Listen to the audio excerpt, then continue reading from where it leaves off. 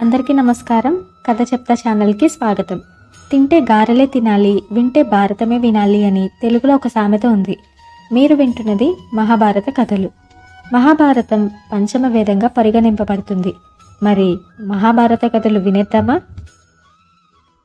ఈ ఎపిసోడ్లో రోమపాదుడు, ఋష్యశృంగుని కథ మరియు పరశురాముని కథ గురించి చెప్పుకుందాం. అరణ్యవాసంలో ఉన్న ధర్మరాజు అనేకమైన పుణ్యకథలు వింటూ వచ్చాడని చెప్పాం కదా. అందులో ఒక స్వారస్యమైన కథ ఇది. పూర్వం అంగరాజ్యానికి రోమపాదుడు ప్రభువుగా ఉండేవాడు. ఆయన ఒకప్పుడు తన ధర్మాన్ని తప్పాడు. అందుచేత వర్షాలు కురవడం నిలిచిపోయినాయి. దేశంలో క్షామం పుట్టింది. తరువాత రాజు తప్పు తెలుసుకొని పశ్చాత్తాపడ్డాడు. వెంటనే మంత్రి, పురోహితులను పిలిపించి వర్షం కురిపించడం ఎలాగా అని ప్రశ్నించాడు. అప్పుడు అనుభవజ్ఞులైన వారు ఈ విధంగా సలహా చెప్పారు. విభాండకుడు అనే ఋషి ఉన్నాడు. ఆయన ఆశ్రమం ఎప్పుడూ పచ్చగా కన్నుల పండుగగా ఉంటుంది. దీనికి కారణం ఆయన కుమారుడైన ఋష్యశృంగుడు అక్కడ తపస్సు చేసుకుంటూ ఉండడమే. ఋష్యశృంగుడు ఎక్కడ ఉంటే అక్కడ నెలకు 3 వర్షాలు కురుస్తాయని దేవేంద్రుని వరం ఉన్నది. కనుక ఆ ఋష్యశృంగుని ఎలా అయినా మన రాజ్యానికి రప్పించి యజ్ఞయాగాదులు చేసినట్టయితే దేవేంద్రుడికి సంతోషం కలుగుతుంది. దానివల్ల సవ్యంగా వర్షాలు కురిసి దేశం సుభిక్షమవుతుంది. అయితే ఋష్యశృంగుని రప్పించడం తేలిక కాదు. అతని తండ్రికి తెలియకుండానే ఈ పని జరగాలి. ఋష్యశృంగుడు ఇంతవరకు స్త్రీని చూసి ఎరగడు. కాబట్టి అందకత్తెలైన స్త్రీలు కొందరిని పంపించి అతనిని ఆకర్షించవచ్చు అని చెప్పారు. ఆ ప్రకారం రోమపాదుడు కొంతమంది అందకత్తెలను విభాండకుని ఆశ్రమానికి పంపారు. అందరిలోనూ అత్యంత సౌందర్యం కల ఒక ఆమె ఋష్యశృంగుని దగ్గర చేరి మధురమైన మాటలతోనూ ఉపచారాలతోనూ అతనిని మెప్పించింది. తను ఎలా చెబితే అలా నడుచుకునేటట్టు చేసింది. అతడు ఆమె వెంబడే బయలుదేరి అంగరాజ్యం చేరుకున్నాడు. రోమపాదుడు ఋష్యశృంగుని చాలా గౌరవించి తన పుత్రిక అయిన శాంతను ఇచ్చి వివాహం చేశాడు. సంతోషించి దేవేంద్రుడు వర్షాలు కురిపించాడు. అంగరాజ్యం సుభిక్షమైంది. ఇలా మోసం జరిగినందుకు అక్కడ విభాండకుడికి కోపం వచ్చింది. కానీ ఇది సత్కార్యం కావటం చేత శాంతించాడు. ఆ తర్వాత 21 మారులు క్షత్రియులపై దండెత్తిన పరశురాముని గురించి చెప్పమని ధర్మరాజు కోరగా అకృతవర్ణుడు ఇలా చెప్పాడు. పూర్వకాలమందు జమదగ్ని అనే ఋషి ఉండేవాడు. ఆయన బ్రహ్మతేజ సంపన్నుడు. ఆయన ప్రసేనజిత్తు అనే రాజకుమార్తె అయిన రేణుకను పెళ్లాడాడు. వారికి రుమన్వంతుడు, సుషేనుడు, వసు, విశ్వావసు, పరశురాముడు అని 5 పుత్రులు కలిగారు. ఒక రోజున రేణుక స్నానానికి నదికి వెళ్ళింది.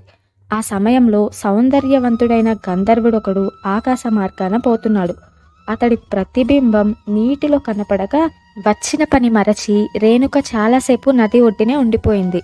అందుచేత ఆమె ఆశ్రమానికి చేరుకునేసరికి ఆలస్యమైంది. ఈ ఆలస్యానికి కారణం దివ్య దృష్టి వల్ల తెలుసుకున్నాడు జమదగ్ని. క్రోధావేశంతో ఋషి రేణుకను బహువిధాల తూలనాడి వెంటనే అక్కడ ఆశ్రమంలో ఉన్న కొడుకులు 4 పిలిచాడు. ఇటువంటి మహాపాపి జీవించి ఉండడం తగదు, చంపివేయండి అని ఆజ్ఞాపించాడు.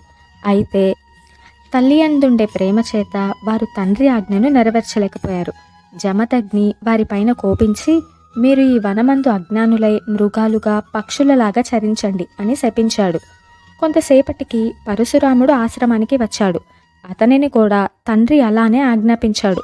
తక్షణమే పరశురాముడు తల్లి అని శంకించక తల నరికేశాడు. అప్పుడు జమదగ్ని సంతోషించి శాంతించి, నాయనా రాము, నా మాట జవదాటక తెంపు చేసి దుష్టురాలైన నీ తల్లిని వధించావు. నేను సంతోషించాను. నీకిష్టమైన వరములు కోరుకో అని అనేసరికి, తండ్రి, అమ్మను బ్రతికించు, సోదరులకు జ్ఞానప్రాప్తి కలగచేయి, యుద్ధములందు నాకు అప్రతిహత శక్తిని ప్రసాదించు అని కోరుకున్నాడు. జమదగ్ని ఆనందంతో కొడుకు అభిష్టాలను నెరవేర్చాడు.